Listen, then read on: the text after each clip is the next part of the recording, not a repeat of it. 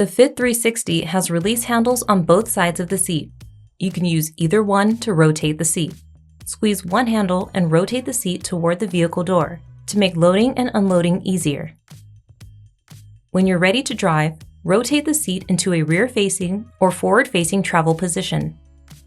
The seat is locked and ready for travel when the Ready to Ride indicator turns green.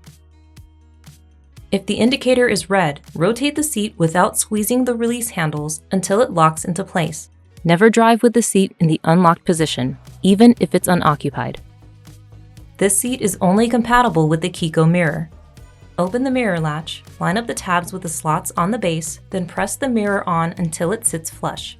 Close the latch to lock it in place. The mirror can only be used when the seat is rear-facing, and you cannot rotate the seat forward when it is attached. Always check your car seat and vehicle manuals for proper installation. If you have questions, consult a certified child passenger safety technician.